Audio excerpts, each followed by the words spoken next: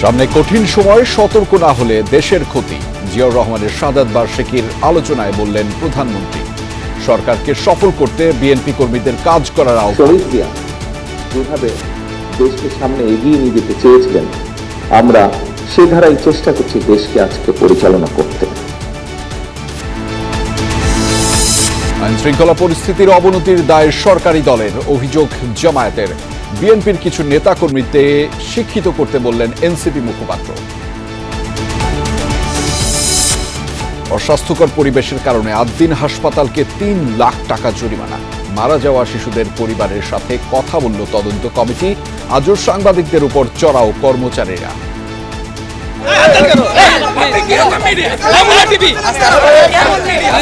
টেম্পারেচারের কোনো মিটার আমরা পাইনি, কিছু কিছু জায়গায় একটু নোংরা আছে। হ্যাঁ, আমরা এই সার্বিক বিষয়টা বিবেচনা করে আমরা ৩ লাখ টাকা জরিমানা করেছি। ঈদের ছুটি শেষে পরিবার নিয়ে কর্মক্ষেত্রে ফিরছে অনেকেই। সড়ক নৌ রুটে স্বস্তি থাকলেও রেলপথে ভোগান্তিতে যাত্রীরা। ট্রেন সবগুলোই শিডিউল মতো যাচ্ছে না বা শিডিউল মতো আসতেছে না, সব লেট হয়ে গেছে। পরিবারের সাথে মা বাবার সাথে অনেক ভালো কাটাইছি, জীবিকার তাগিদে আবার ঢাকাতে চলে আসছি। উৎসব এলেই বারে অনলাইন প্রতারকদের দৌরাত্ম্য, ফাঁদে ফেলে হাতিয়ে নেওয়া হয় টাকা। সচেতনতা বাড়ানোর তাগিদ। দাবি থাকলেও এখনই শাহজালাল বিমানবন্দরের নাম পরিবর্তন নয়, জানালেন প্রতিমন্ত্রী। অর্থ সাশ্রয় আর দ্বিতীয় রানওয়ে নির্মাণে নজর। তখনকার সময় বোধহয় আমি শুনেছিলাম 16,000 কোটি টাকা খরচ হয়েছে। তার মানে এটা নাম চেঞ্জ করতে গেলে এখন 50,000 কোটি টাকা খরচ হবে। নারী সাফ চ্যাম্পিয়নশিপের হাই ভোল্টেজ ম্যাচে কিছুক্ষণের মধ্যে মাঠে নামবে বাংলাদেশ। প্রতিপক্ষ ভারতকে হারিয়ে গ্রুপ চ্যাম্পিয়ন হওয়ার সুযোগ মারিয়া সাবিনাদের সামনে।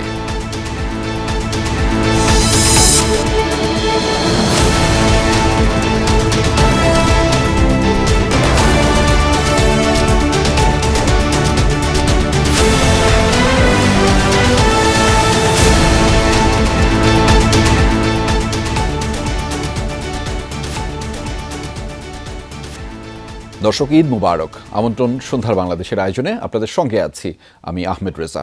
এতক্ষণ শিরোনাম দেখছিলেন, এবার জানাচ্ছি বিস্তারিত। দেশের সামনে কঠিন ও গুরুত্বপূর্ণ সময় অপেক্ষা করছে জানিয়ে প্রধানমন্ত্রী তারেক রহমান বলেছেন, সতর্ক না হলে দেশের অনেক ক্ষতি হবে। সাবেক রাষ্ট্রপতি জিয়াউর রহমানের শাহাদাত বার্ষিকী উপলক্ষে বিএনপির আলোচনা সভায় দলের চেয়ারম্যান বলেন, জিয়াউর রহমান যেভাবে দেশ পরিচালনা করতে চেয়েছিলেন সেভাবেই চলার চেষ্টা করছে বর্তমান সরকার। জনগণের দৃষ্টিতে বিএনপি সরকারকে সফল করতে দলীয় নেতাকর্মীদের নিজ দায়িত্বে কাজ করার আহ্বান জানিয়েছেন তারেক রহমান। ঠিক ৪৫ বছর আগের এক ভোরে চট্টগ্রাম সার্কিট হাউসের নিস্তব্ধতা ভেঙে যায় মেশিন গানের শব্দে। জাতি হারায় এক কীর্তিমান সেক্টর কমান্ডার, স্বাধীনতার ঘোষক ও তৎকালীন রাষ্ট্রপতি জিয়াউর রহমানকে। সেই হত্যার বিচার হয়নি আজও। বিএনপি আয়োজিত জিয়াউর রহমানের শাহাদাত বার্ষিকী আলোচনা সভায় দীর্ঘদিন পর সাবেক রাষ্ট্রপতির হত্যার বিচার চাইলেন দলের তরুণ নেতারা। পুত্র হিসাবে পিতা হত্যার বিচার নয়, একজন প্রধানমন্ত্রী হিসাবে সাবেক রাষ্ট্রপতির হত্যাকাণ্ডের বিচার আবার নতুন করে শুরু করতে হবে। কারা হত্যা করেছিল, কারা এর মাস্টার মাইন্ড। এ সময় মঞ্চে ছিলেন জিয়াউর রহমানের পুত্র ও প্রধানমন্ত্রী তারেক রহমান, ছিলেন সাবেক রাষ্ট্রপতির একসময় সহকর্মী, বিএনপির সিনিয়র নেতা ও বরেণ্য শিক্ষাবিদরাও। তারা জিয়াউর রহমানের বর্ণাঢ্য জীবন আর কর্ম নিয়ে আলোচনা করেন। দেশের মানুষ যখন নতুন নেতৃত্ব খুঁজছিল, তখন একটি সিপাহী জনতার বিপ্লবের মধ্য দিয়ে তাকে আবার দায়িত্ব দিয়েছিল দেশ পুনর্গঠনের। যে মানুষটি না থাকলে মুক্তিযুদ্ধই হতো না, তাকে মুক্তিযুদ্ধ বিরোধী তকমা দিয়ে জনগণ থেকে বিচ্ছিন্ন করার এবং সেই সুযোগ গ্রহণ করে তাকে হত্যা করার, সেটা তারা করেছিল। আলোচনা সভায় প্রধানমন্ত্রী তারেক রহমান বক্তব্যের শুরুতেই তার বাবার স্মৃতিচারণ করেন। এ সময় শিশুদের মধ্যে নৈতিক মূল্যবোধ তৈরি করতে সরকারের পরিকল্পনা তুলে ধরেন তিনি। সামাজিক মূল্যবোধ, আমাদের সমাজ ব্যবস্থায় পারিবারিক যে মূল্যবোধ, একই সাথে আমাদের ধর্মীয় মূল্যবোধ, অনেকগুলো ছোট ছোট বিষয়, এই বিষয়ে আমরা চেষ্টা করছি কাজ করতে। দেশের টালমাটাল পরিস্থিতির মধ্যে বর্তমান সরকার দায়িত্ব নিয়েছে জানিয়ে প্রধানমন্ত্রী বলেন, জিয়ার পথ অনুসরণ করেই বর্তমান সরকার দেশ পরিচালনার চেষ্টা করছে। আমাদের সামনে প্রথমত একটি অত্যন্ত কঠিন সময় অপেক্ষা করছে। আমাদের সামনে একই সাথে অত্যন্ত একটি গুরুত্বপূর্ণ সময় অপেক্ষা করছে। এই সময়টিতে, এই গুরুত্বপূর্ণ এবং কঠিন সময়ে আমাদের হেসে খেলে চলে গেলে খুব বড় ক্ষতি হয়ে যাবে। ক্ষতি কার হবে? ক্ষতি আপনার হয়তো হবে না, ক্ষতিটি হবে দেশের, ক্ষতিটি হবে আপনার ভবিষ্যৎ প্রজন্মের। প্রধানমন্ত্রী বলেন, কঠোর পরিশ্রম ও সততার মাধ্যমে দেশে অনেক পরিবর্তন এনেছিলেন জিয়াউর রহমান। সেজন্য বর্তমান সরকারকেও জনগণের কাছে সফল করতে হবে। ঢিল কোন গাছে মারে মানুষ? আম গাছে মারে, লিচু গাছে মারে, জাম গাছে মারে, যে গাছে ফল আছে, অর্থাৎ যে দিতে পারে। জনগণের দৃষ্টিতে আমাদেরকে সফল সরকার হতে হবে, এবং জনগণের দৃষ্টিতে যদি সফল সরকার হতে হয় তাহলে অবশ্যই শুধুমাত্র 214 জন এমপি বা 50 জন ক্যাবিনেট মেম্বারের পক্ষে সেটা সম্ভব না। যখন বাংলাদেশ জাতীয়তাবাদী দলের সারা দেশে ছড়িয়ে ছিটিয়ে থাকা সকল নেতাকর্মী এই কর্মসূচিগুলোকে বাস্তবায়নের লক্ষ্যে, এই কর্মসূচিগুলোকে সাকসেসফুল করার জন্য মাঠে ময়দানে নেমে কাজ করতে পারবেন বা করবেন, তখনই শুধুমাত্র সেটি সম্ভব। এ সময় দেশের উন্নয়নে জিয়াউর রহমান ও খালেদা জিয়ার অসামান্য অবদানের কথা তুলে ধরেন প্রধানমন্ত্রী। ধানের শীষে ভোট দিয়ে ধানের শীষকে সেই দায়িত্ব দিয়েছে। আরিফিন শাকিল, যমুনা নিউজ, ঢাকা। সংবিধান সংশোধনের জন্য সংসদীয় কমিটিতে 5 জন সদস্য দেওয়ার বিষয়ে বিরোধী দলের সিদ্ধান্তের অপেক্ষায় রয়েছে সরকার, এমনটা জানিয়েছেন আইনমন্ত্রী মোহাম্মদ আসাদুজ্জামান। সকালে ঝিনাইদহের শৈলকুপায় এক অনুষ্ঠানে তিনি বলেন, বিরোধী দলের থেকে নাম পাওয়া গেলে সংবিধান সংশোধনের জন্য জুলাই সনদের পথ ধরে আগানো হবে। আমাদের পক্ষ থেকে 7 জন রেখেছি, 5 জন অন্যান্য দলের প্রতিনিধি যারা আছেন, স্বতন্ত্র প্রতিনিধি যারা আছেন তাদের মধ্য থেকে রেখেছি, আর 5 জন বিরোধী দলের কাছ থেকে চেয়েছি। ওনারা বলেছেন এই সামনের সেশনে জানাবেন, আমরা অপেক্ষায় আছি। ওনাদেরটা পেলেই আমরা সংবিধান সংশোধনের জন্য জুলাই সনদের পথ ধরে হেঁটে যাব। সরকারি দলের লোকজনের কারণে আইন শৃঙ্খলা পরিস্থিতি দিন দিন অবনতি ঘটছে, এমন অভিযোগ করেছেন সংসদের বিরোধী দলীয় উপনেতা ও জামাতের নায়েবে আমির ডক্টর সৈয়দ আবদুল্লাহ মোহাম্মদ তাহের। দুপুরে কুমিল্লার 14 গ্রাম উপজেলায় জামাতের ঈদ পুনর্মিলনী ও গণসংবর্ধনা অনুষ্ঠানে প্রধান অতিথি হিসেবে উপস্থিত ছিলেন তিনি। এ সময় ডক্টর তাহের বলেন, অপরাধমূলক কর্মকাণ্ডের সাথে সরকার দলীয় লোকজন জড়িত থাকলে চাইলেও অনেক সময় আইন শৃঙ্খলা বাহিনী কঠোর ব্যবস্থা নিতে পারে না। এই ধারা অব্যাহত থাকলে আইন শৃঙ্খলা পরিস্থিতির অবনতি ঠেকানো যাবে না বলেও জানিয়েছেন তিনি। দ্রুত সমস্যাগুলো চিহ্নিত করে ব্যবস্থা নিতে সরকারের প্রতি আহ্বান জানিয়েছেন আবদুল্লাহ মোহাম্মদ তাহের। গ্র্যাজুয়ালি আরও অবনতি ঘটছে। আপনারা দেখেছেন বেশ কিছু শিশু মারা গেছে, র্যাপ কেস হচ্ছে, মামলা হচ্ছে, এটা একেবারেই অপ্রত্যাশিত। এর প্রধান কারণ হচ্ছে সরকারি দলের লোকেরাই এগুলোর সাথে জড়িত। যেহেতু সরকারি দলের লোকেরা জড়িত, আইনশৃঙ্খলা রক্ষাকারী বাহিনী অনেক সময় তাদের সাথে যে কঠোর আচরণ করা দরকার সেই আচরণটা তারা করতে পারছে। বিএনপির উচিত ছিল প্রশাসক নিয়োগের আগে তাদের প্রশিক্ষণ দেয়া। তারা জানে না বাজেট নির্ধারণ মানেই টাকা নিয়ে খাওয়া নয়, এ মন্তব্য করেছেন এনসিপির মুখপাত্র আসিফ মাহমুদ সজীব ভূঁইয়া। দুপুরে রাজধানীর কালশী বস্তিবাসীর মাঝে খাবার বিতরণ করেন তিনি। বলেন, স্থানীয় সরকার নির্বাচনের সুযোগ পেলে বস্তিবাসীদের পুনর্বাসনের ব্যবস্থা গ্রহণ করা হবে। তার দাবি, বস্তি উচ্ছেদের পূর্ব নোটিশ দেওয়া হয়নি, আওয়ামী লীগের আমল থেকেই উচ্ছেদের আগে আগুন লাগিয়ে দেয়া হচ্ছে।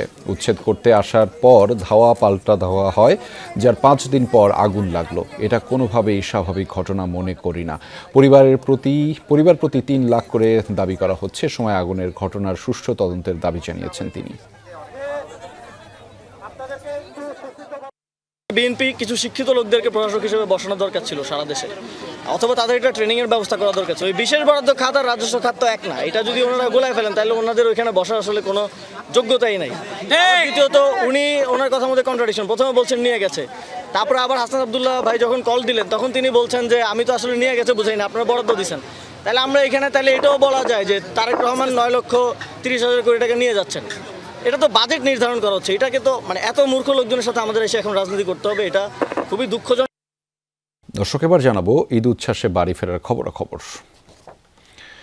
ঈদের ছুটির আমেজ ফেরানোর সঙ্গে সঙ্গে বাড়ছে রাজধানীমুখী মানুষের চাপ।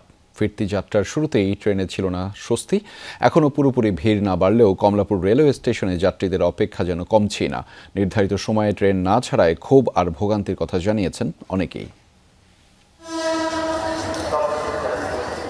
আনন্দের রেশ এখনও রয়ে গেছে। সেই অনুভূতি নিয়ে ঈদের ছুটির শেষ দিনে কর্মব্যস্ত জীবনে ফিরছে রাজধানীবাসী।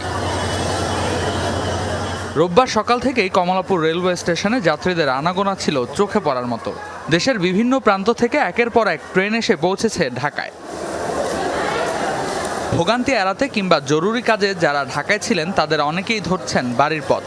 ফলে স্টেশনে ছিল দুইমুখী যাত্রীর চাপ। আমরা ঈদের 3 দিন পরে যাচ্ছি যাতে একটু স্বস্তিতে বাড়িতে পৌঁছতে পারি। এখন আমরা এখানে এসে যদি এরকম ভোগান্তি হয়, আমিও লাইনে দাঁড়াতে হলো, আমার ছেলেকে লাইনে দাঁড়াতে হলো, ওয়াইফে আরেক লাইনে দাঁড়াতে হলো। ফোন দিচ্ছে অফিস থেকে 2 বার। আমি চাইছিলাম যে এখানে নামে আমি অফিসে যে একটু রেস্ট করে যাব, কিন্তু তা হলো না। আমার বসে ফোন দিচ্ছে, আমার কলিকে ফোন দিচ্ছে, আমাকে আসতেছে আমার আধা ঘন্টা লাগবে, তারপর আমি এখানে এখন এয়ারপোর্ট থেকে আসতে 1.5 ঘন্টা লাগছে, টোটাল 1.5 ঘন্টা। সব তো লেট, সব লেট হয়ে গেছে। তবে ভোগান্তি ছিল রেলের এলোমেলো শিডিউলে। নির্ধারিত সময় স্টেশন ছাড়তে পারেনি বেশ কয়েকটি ট্রেন। এতে প্ল্যাটফর্মে দীর্ঘ সময় অপেক্ষা করতে হয়েছে যাত্রীদের।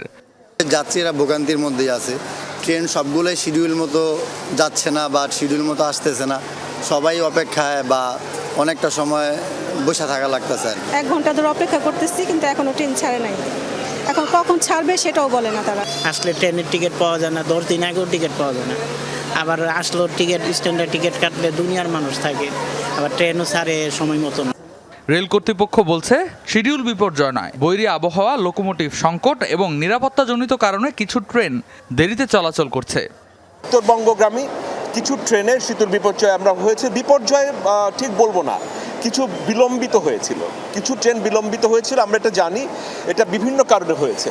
আপনারা জানেন কিছু ঝোড়ো হাওয়া ছিল, ওই সময় ঝড়ে গাছ পড়ে গেলে আমাদের ট্রেন চলাচল ব্যাহত হয়। খড় বিছিয়ে দেওয়া হয় মানুষজন গ্রামে, ওর উপর দিয়ে গেলে হুইল স্লিপ করে, এর জন্য আমাদের লোকোমোটিভ ফেল করে, সেটাও কারণ ছিল। এবং কিছু লোকোমোটিভের সমস্যাও ছিল এবং সেই সমস্ত। এবং আপনারা জানেন যে যাত্রী ওঠানামাতে অনেক বেশি সময় লেগেছে। ভোরে সদরঘাট লঞ্চ টার্মিনালে ঢাকামুখী মানুষের চাপ ছিল বেশি।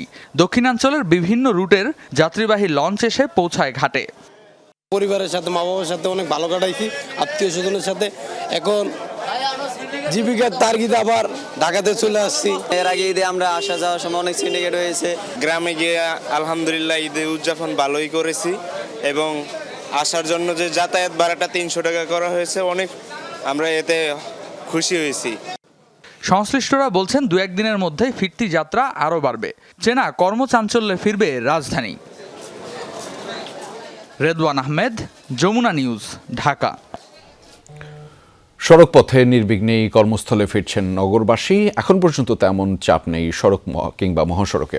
ঢাকা, টাঙ্গাইল, ঢাকা, চট্টগ্রাম ও ঢাকা, ময়মনসিংহ সহ অন্যান্য মহাসড়কে যানবাহনের সংখ্যা কিছুটা বাড়লেও কোথাও যানজট নেই। স্বস্তিতেই পরিবার রয়েছে এবং পরিজন নিয়ে রাজধানী শহর কর্মস্থলে ফিরছে মানুষ। যান চলাচলের শৃঙ্খলা বজায় রাখতে কাজ করছে পুলিশ। মহাসড়কের বিভিন্ন পয়েন্টে মোতায়েন রয়েছে অতিরিক্ত পুলিশ সদস্য। এদিকে রাজবাড়ীর দৌলদিয়া ঘাটে বাড়ছে যাত্রী চাপ, তবে নেই যানবাহনের দীর্ঘ সারি। ফিরতি যাত্রায় স্বস্তির কথা জানিয়েছেন যাত্রীরা। দৌলদিয়া পাটুরিয়া নৌ রুটে 16টি ফেরির পাশাপাশি যাত্রী পারাপারে রয়েছে 20টি লঞ্চ। বেশি নেই, মোটামুটি স্বস্তিতে ভালো আসতে, কোনো জ্যাম ছিল না রাস্তায়। ভাড়াটা মোটামুটি অতটা বেশি না। আসার সময় খুব ভালোভাবে আসছে, কোনো সমস্যা হয়নি। সকাল সকাল বেরিয়েছি যাতে তাড়াতাড়ি যাওয়া যায় গন্তব্যে। ঘাট ব্যবস্থা এপারে তো এখন পর্যন্ত ঠিক আছে। এখন আগামী 2-3 দিন কি হবে বলতে পারতেছে না, যেহেতু অনেকেরই ছুটি এখনো শেষ হয়নি। আদ্দিন হাসপাতালে অভিযানে গিয়ে দেখা মিলল অপরিচ্ছন্ন পরিবেশের। দুপুরে ঢাকা দক্ষিণ সিটি কর্পোরেশনের নির্বাহী ম্যাজিস্ট্রেট অস্বাস্থ্যকর পরিবেশের কারণে 3 লাখ টাকা অর্থদণ্ড করেছেন। এদিকে আজও সাংবাদিকদের উপর চড়াও হন আদ্দিন হাসপাতালের স্টাফরা। এদিন মারা যাওয়া শিশুদের অভিভাবকদের সাথে কথা বলেছে স্বাস্থ্য অধিদপ্তরের তদন্ত কমিটি।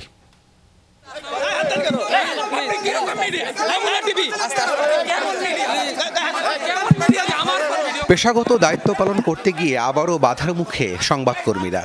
ঢাকা দক্ষিণ সিটির নির্বাহী ম্যাজিস্ট্রেট আদ্দিন হাসপাতালের পরিবেশ পর্যবেক্ষণে গেলে সেই সংবাদ সংগ্রহে যায় গণমাধ্যম কর্মীরা। ভেতরে প্রবেশ করতে গেলে চড়াও হন স্টাফরা।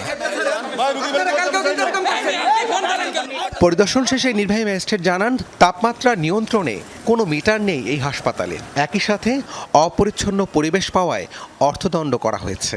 এখানে হাসপাতালে বিভিন্ন ওয়ার্ডে যেগুলো আছে সেগুলোতে আসলে আমরা কোনোটাতে মিটার পাইনি, এই ধরনের বিষয় আছে। টেম্পারেচারের কোনো মিটার আমরা পাইনি। এছাড়া আমরা আরেকটা যেটা জিনিস আমরা পেয়েছি সেটা হলো যে কিছু কিছু জায়গায় একটু নোংরা আছে।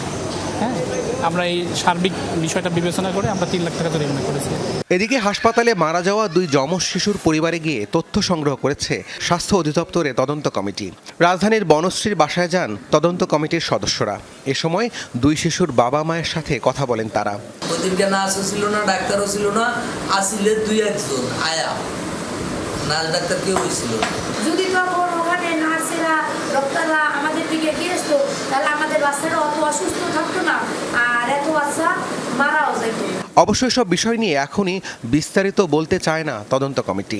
বেঁধে দেওয়া সময়ের মধ্যেই পূর্ণাঙ্গ প্রতিবেদন জমা দেওয়ার কথা জানিয়েছেন তারা। কিছু বলার কথা বলার কোনো সুযোগ নেই। রাব্বি সিদ্দিকী, যমুনা নিউজ, ঢাকা। দর্শক, এই বিষয়ে আরও বিস্তারিত আপনাদেরকে জানাতে চাই। সেটি জানাতে আদ্দিন হাসপাতালের থেকে আমাদের সাথে যুক্ত রয়েছেন সহকর্মী মশিউর অনিক। তার মাধ্যমে জানাবো সেখানকার পরিস্থিতি। অনিক, হাসপাতাল কর্তৃপক্ষের কারোর সাথে কোনো কথা হয়েছে কিনা, কোনো বক্তব্য আপনি পেয়েছেন কিনা, কি হচ্ছে মূলত সেখানে, বিস্তারিত জানাবেন আমাদের। আমি আদ্দিন হাসপাতালের ভেতরে আছি এবং আদ্দিন হাসপাতালের ভেতরে যদি চিত্রটা একটু দেখাতে চাই তাহলে দেখতে পাবেন যে এখন কিন্তু সবকিছু প্রায় স্বাভাবিক হয়ে এসেছে এবং সংশ্লিষ্ট যিনি নির্বাহী ম্যাজিস্ট্রেট এসেছিলেন তার সঙ্গে কিন্তু দক্ষিণ সিটি কর্পোরেশনের যারা সংযুক্ত ছিলেন তারাও এখানে ঘুরে দেখেছেন এবং যেমনটা আমরা জানিয়েছি সবশেষ এই হাসপাতালকে ভোক্তা অধিকার আইন এবং সম্যক নিরাপদ খাদ্য আইনে কিন্তু সর্বমোট 3 লাখ টাকার জরিমানা করা হয়েছে। আর এই জরিমানা করার পেছনে যে কারণটি ছিল সেটিও নিশ্চয়ই আপনাদেরকে বলেছি যে জরিমানা মূলত করা হয়েছিল যে রেফ্রিজারেটর, অর্থাৎ ব্লাড ব্যাংকের যে রেফ্রিজারেটর, সেই রেফ্রিজারেটর কিন্তু ঠিকঠাকভাবে সব কিছু মেনটেন করা হয়নি। যে টেম্পারেচার, সেই টেম্পারেচারটা কিন্তু মেনটেন করা হয়নি এবং অন্যান্য যে সমস্ত সার্বিক বিষয়গুলো সেগুলো কিন্তু নানাবিধ যে সমস্ত অসঙ্গতি সেগুলো কিন্তু ছিল। এর পাশাপাশি নিরাপদ খাদ্যর তরফ থেকে আসলে যে ময়লা আবর্জনা খাদ্য পরিবেশনের ক্ষেত্রে যে ধরনের সতর্কতা সেগুলো কিন্তু নির্ধারণ করেই আসলে এই জরিমানাটা করা হয়েছে। এই মুহূর্তের পরিবেশ যদি বলি, একটা সাংবাদিকদের সঙ্গে উত্তেজনাকর পরিস্থিতি তৈরি হয়েছিল এবং সেই পরিস্থিতির সবশেষ তথ্যপত্র মিলিয়ে কিন্তু এখন বেশ কিছুটা স্বাভাবিক পরিস্থিতি এখানে বিরাজ করছে। কিন্তু হাসপাতাল কর্তৃপক্ষ থেকে এখন পর্যন্ত কোনো বিবৃতি দেওয়া হয়নি। সবশেষ দুপুরে যে বিবৃতিটা দেওয়া হয়েছিল গতকালকের প্রসঙ্গকে কেন্দ্র করে, সেটি কিন্তু ছিল হাসপাতাল কর্তৃপক্ষের সবশেষ মন্তব্য। রেজা, সেই খবরের বিস্তারিত আপনার মাধ্যমে জানছিলাম। ধন্যবাদ অনিক আমাদের সাথে যুক্ত হওয়ার জন্য। হামের উপসর্গে ঢাকায় ও বরিশালে আরও 2 জনের মৃত্যু হয়েছে। এ নিয়ে মৃত্যুর সংখ্যা দাঁড়ালো 585 জনে। এখনও ঢাকা ও ঢাকার বাইরে বিভিন্ন বিভাগে হামে আক্রান্ত হয়ে হাসপাতালে ভর্তি রোগীর সংখ্যা বাড়ছে। উপসর্গ নিয়ে এক হাসপাতাল থেকে আরেক হাসপাতালে ছুটছেন রোগীর স্বজনরা। চিকিৎসকদের পরামর্শ, টিকা গ্রহণের পাশাপাশি আক্রান্ত রোগীকে পর্যাপ্ত বিশ্রাম, পুষ্টিকর খাবার এবং প্রচুর তরল পানীয় গ্রহণ করতে হবে। 2 মাস ধরেই দেশে বাড়ছে হামের প্রাদুর্ভাব। শরীরে উপসর্গ নিয়ে প্রতিদিনই হাসপাতালে ভর্তি হচ্ছে শিশুরা। তাদের থেকে সংক্রমিত হচ্ছেন অভিভাবক ও স্বজনরাও। আজই রাজধানীর ডিএনসিসি হাসপাতালে হাম উপসর্গ নিয়ে শতাধিক ব্যক্তি চিকিৎসা নিতে আসেন, যাদের বেশিরভাগই শিশু। এদিকে হাম উপসর্গে মৃত্যু হয়েছে একজনের। ডাক্তার কাছে গেছে আর ভর্তি দিই না, সিট নেই, সিট আছে এমনি কিছু সিট নেই, সিট দেয় না, সিট দেওয়ার কারণে ভর্তি করে না, ফেরত দিয়ে দিছে ডাক্তার। আজকে তো সিরিয়াসলি অবস্থা বাচ্চার, কিছু বলে না। আমরা বলছি যে বাচ্চা আজকে 6 দিন যাবত জ্বর, কোনো কিছু খায় না, অবস্থা অনেক খারাপ। সিরিয়াসলি বাচ্চার মুখ দেখলেই বোঝা যাবে। ডাক্তার মনে দেখাইছি, ফার্মেসিও দেখাইছি, দেখানো তো পরে কালকে আবার অন্য মেডিকেলে নিয়ে যাওয়া হয়েছে। পরে আর কেজি মেডিকেল থেকে তারা বলছে এনে হইব না, অন্য মেডিকেলে নিয়ে আসো। জ্বরটা মানে থেমে থেমে উঠে, তা এখনো মানে এই অবস্থায় আছে। এদিকে ঢাকার বাইরেও হাম শনাক্তের হার বাড়ছে। বরিশালে নতুন করে আরও একজন উপসর্গ নিয়ে মৃত্যুবরণ করেছেন। এছাড়া রাজশাহী মেডিকেলে গত 24 ঘন্টায় হাম ও উপসর্গ নিয়ে ভর্তি হয়েছেন 5 জন। ময়মনসিংহ মেডিকেলে 33 এবং সিলেটে নতুন করে 69 জন হামের রোগী ভর্তি হয়েছেন। পরে তাপ 4 দিন হয়েছে তাপ, কিন্তু এগুলো বাইরে হয়েছে না। সন্ধ্যার সময় কালকে বিকালে বাইরে করছে। আমরা ভর্তি আসছিলাম ঈদের আগে, 5 দিন আসছিলাম, ওখানে দ্বিতীয় মেয়ের হয়ে গেছে একে। চিকিৎসকরা জানিয়েছেন, শিশুর রোগ প্রতিরোধ ক্ষমতা কমে যাওয়া এবং পুষ্টির অভাব সহ নানা কারণে হাম আক্রান্তের সংখ্যা বাড়ছে। আমাদের এখানে শিশুদের মধ্যে সবচেয়ে যেটা খারাপ হচ্ছে সেটা হচ্ছে নিউমোনিয়াতে টার্ন হওয়া। প্রত্যেকটা শিশুতেই নিউমোনিয়া টার্ন হওয়া, যাদের হচ্ছে ভেরি সিভিয়ার নিউমোনিয়া যাদের হচ্ছে তাদেরকে আমরা আইসিইউতে শিফট করছি, তাদেরকে একটু খারাপ হয়ে যাচ্ছে, ভেন্টিলেশনও লাগছে, এরকম হচ্ছে। চিকিৎসার পাশাপাশি আক্রান্ত রোগীকে পর্যাপ্ত বিশ্রাম, পুষ্টিকর খাবার ও প্রচুর তরল পানীয় গ্রহণের পরামর্শ দিয়েছেন ডাক্তাররা। রাব্বি হোসেন, যমুনা নিউজ, ঢাকা। মুখে তো হাসি ফুটবেই, কারণ এটা পুষ্টি আটার সুস্বাদু রুটি, তাই এর সাথে যাই খাবেন অসাধারণ টেস্ট পাবেন। ঈদ উপলক্ষে অনলাইনে অর্থ হাতিয়ে নেয়ার প্রতারক চক্রের দৌরাত্ম্য কেবলই বাড়ছে। নানান অপকৌশলে ডিজিটাল অ্যাকাউন্টের দখল নিচ্ছে প্রতারকরা। পাশাপাশি সড়কে এআই ক্যামেরার নাম করে ভুয়া মামলার মেসেজও দেয়া হচ্ছে। সরকারি সংস্থাগুলো বারবার সতর্ক করলেও সেসব পৌঁছাচ্ছে না প্রান্তিক মানুষের কাছে।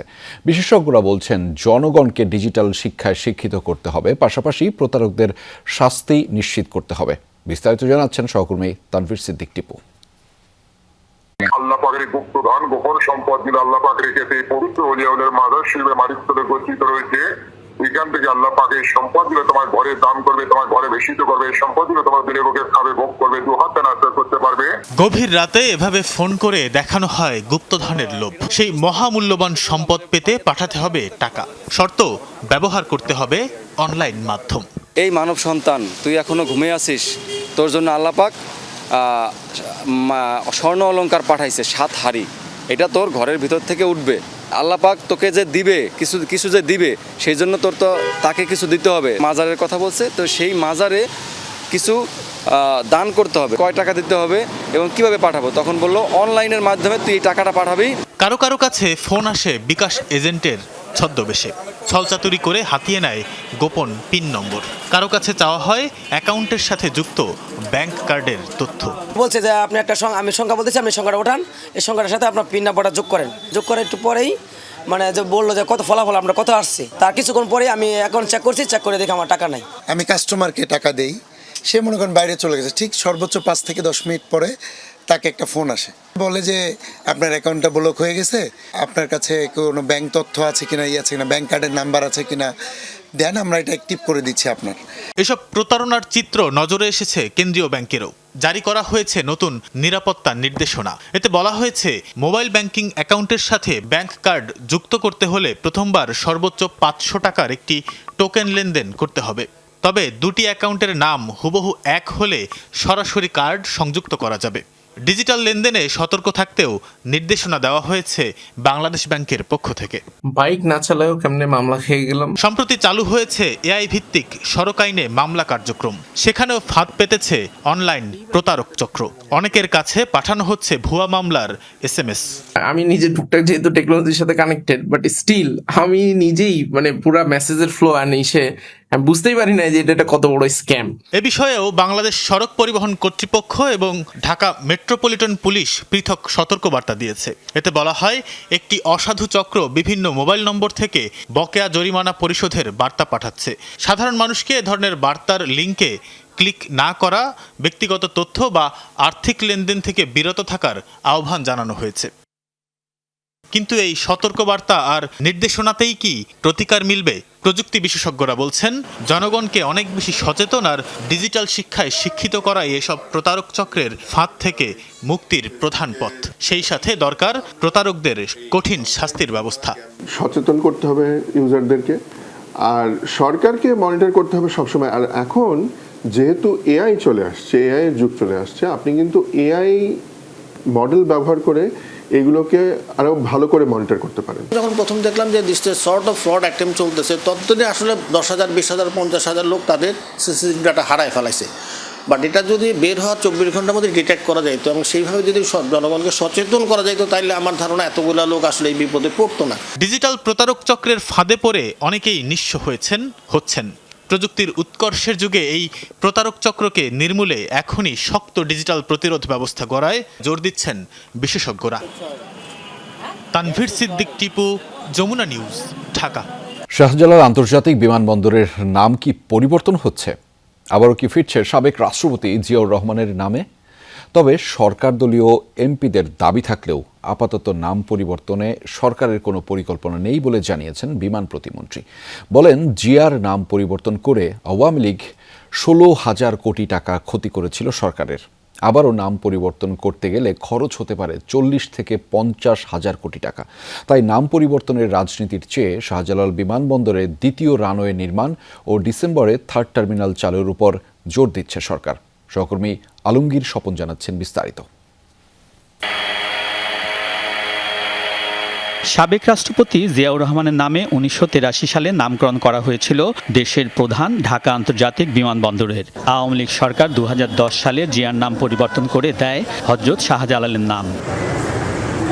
গণ অভ্যুত্থানে আওয়ামী লীগ সরকারের পতনের পর ত্রয়োদশ জাতীয় সংসদ নির্বাচনে জিতে ক্ষমতায় বিএনপি। সরকার দলীয় সংসদ সদস্যদের অনেকের দাবি শাহজালাল আন্তর্জাতিক বিমানবন্দরের নাম পরিবর্তন করে জিয়াউর রহমানের নামে নামকরণের। আমাদের অনেক সংসদ সদস্যরা বলেছেন, প্রস্তাবটা তুলেন, কিন্তু আপনারা তো জানেন মাননীয় প্রধানমন্ত্রী সাশ্রয়ী একটা ব্যক্তি, মনে হয় না তিনি রাজি হবেন কি হবেন না। এটা বিমান প্রতিমন্ত্রী জানান, আওয়ামী লীগ জিয়াউর রহমানের নাম পরিবর্তন করে শাহজালাল রাখায় সে সময় সরকারের প্রায় 16,000 কোটি টাকা ক্ষতি হয়েছিল।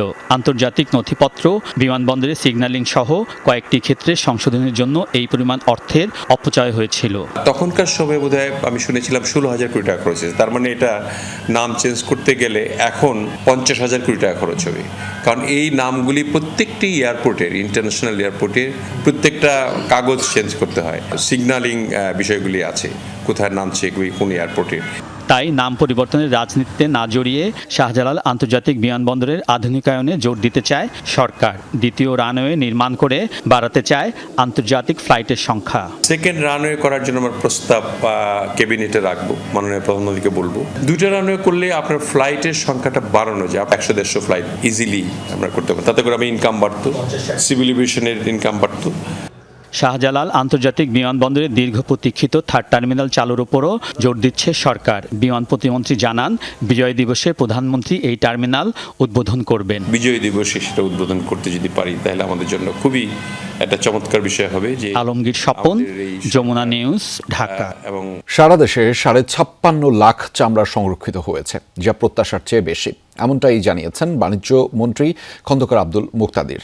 বিকেলে সিলেটে শহীদ রাষ্ট্রপতি জিয়াউর রহমানের শাহাদাত বার্ষিকীর আলোচনা সভা শেষে মন্ত্রী বলেন, সংরক্ষিত চামড়া কেনার ক্ষেত্রে সরকার যদি ধীর গতি দেখে তাহলে প্রয়োজনে ওয়েট ব্লু চামড়া রপ্তানির অনুমতি দিবে। আগামীতে চামড়া সংরক্ষণ বাড়ানোর উদ্যোগের কথা জানিয়েছেন মন্ত্রী। বলেছেন, সরকার বিভাগীয় শহরগুলোতে স্লটার হাউস নির্মাণের কথা ভাবছে। বিভাগীয় শহরগুলিতে স্লটার হাউস করব, যে স্লটার হাউসের মাধ্যমে পশু জবাই হবে, চামড়া খুলে নেওয়া হবে, পশুর গা থেকে স্কিনিং হবে। এটি হবে অত্যন্ত পেশাগত দক্ষতার সাথে এবং কম খরচে। পিরোজপুরে একই গ্রাম থেকে দুজনের মরদেহ উদ্ধার করেছে পুলিশ। গ্রামবাসী বলছে, ব্রিটিশ ধাতব পিলার সন্ধান করতে গিয়ে তারা মারা যায়। পুলিশ বলছে, হত্যার কোনো আলামত মেলেনি। কিভাবে ঘটনা আর কেনই বা এই মৃত্যু তা জানে না কেউই। এই ঘটনায় এলাকায় চাঞ্চল্য দেখা দিয়েছে, তবে কোনো মামলা হয়নি। এখনও নিখোঁজ রয়েছেন একজন। কাদায় মাখামাখি আব্দুর রশিদের মরদেহ পড়েছিল একটি গর্তের পাশে। তার কাছেই পাওয়া যায় সাগরের মরদেহ। দুইজনই মঠবাড়িয়া উপজেলার মক্তবখানা গ্রামের বাসিন্দা। স্থানীয়রা জানায়, যেখানে তাদের মরদেহ পাওয়া যায় তার পাশেই রাতের আধারে বড় একটি গর্ত খোঁড়া হচ্ছিল। গ্রামবাসীর ধারণা, মাটির নিচে থাকা পুরনো ধাতব ব্রিটিশ পিলার খুঁজতে গিয়েছিলেন তারা। নিহতের পরিবারের দাবি, কারো সঙ্গে তাদের কোনো শত্রুতা বা বিরোধ ছিল না। কিভাবে তাদের মৃত্যু হয়েছে তা জানে না কেউই। ফোন করছে, বুঝছি যে হাজাবাই ফোন করছে, তাহলে মনে হয় হাজাবাই এইসব লোকের কোনো শত্রু থাকার আমি মনে করি না, কারণ এরা তো কর্মজীবী মানুষ। মাঠের ভিতরে একটা পুকুর আছে, এইখানে আমার সন্দেহ লাগে যেভাবে মাটি কাটা হয়েছে, পুকুর কাটা সমানভাবে আজকের এই যে মাটিটা ভাঙ্গিয়ে এলোমেলো করিয়া মাঝখানে একটা রাইজ দিয়েছে। নিহত সাগরের ভাই জানান, রাতে তাদের বাড়িতে অচেনা 3 জনকে দেখতে পান তিনি। পরে তাদের পিছু নিলে বাড়ির পাশে সাগরের মরদেহ পড়ে থাকতে দেখেন।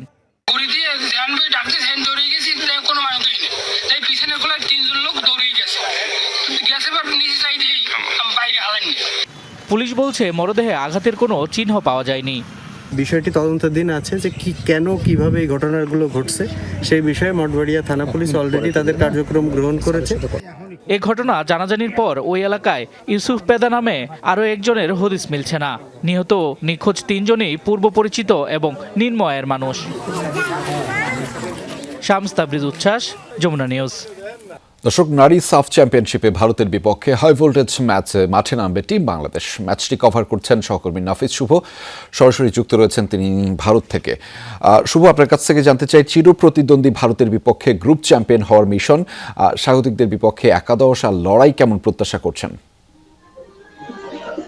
রেজা, যে কথাটি বলছেন যে এই যে লড়াইটা কিন্তু এখন গ্রুপ চ্যাম্পিয়ন হওয়ার লড়াই, সেই সাথে কিন্তু আমরা বলতে পারি যে একটি ড্রাইভার হতে যাচ্ছে। কেননা সবকিছু যদি ঠিকঠাক থাকে তাহলে কিন্তু এই দুই দলই কিন্তু শিরোপা লড়াই লড়বে। কিন্তু তার আগে যে কথাটি সবচেয়ে বেশি বলা বাহুল্য, অর্থাৎ আফিদা খন্দকার কিন্তু একাদশের জায়গা হারিয়েছেন। অর্থাৎ বিগত কয়েকদিনের তার পারফরমেন্সের কারণে কিন্তু এবার তার একাদশের জায়গা হয়নি। তার জায়গায় কিন্তু সুরমা জান্নাত দল এসছেন এবং সেই সাথে আরো একটি সুখবর বাংলাদেশ দলের জন্য রয়েছে, অর্থাৎ ইনজুরি কাটিয়ে মনিকা চাকমা কিন্তু তিনি ফিরেছেন একাদশে। তো সেই জায়গায় তাকে জায়গাটি ছেড়ে দিতে হয়েছে উমেলা মারমাকে। তো সবকিছু মিলিয়ে বাংলাদেশ দল কিন্তু অ্যাটাকিং মোডেই আছে, কেননা অলরেডি তারা মিডফিল্ডটাকে 4 জনে তারা সাজিয়েছে। অর্থাৎ এই যে বাংলাদেশ দল যখন চিন্তা করছে যে মাঝমাঠটা দখল দিয়ে খেলে কিন্তু প্রতিপক্ষের উপর যে চাপ তৈরি করার যে প্রবণতা, সেটি কিন্তু ভালোভাবে তারা সে আয়ত্ত করতে পারবে। এবং কোচ পিটার বাটলারের কিন্তু সেই পরিকল্পনাই।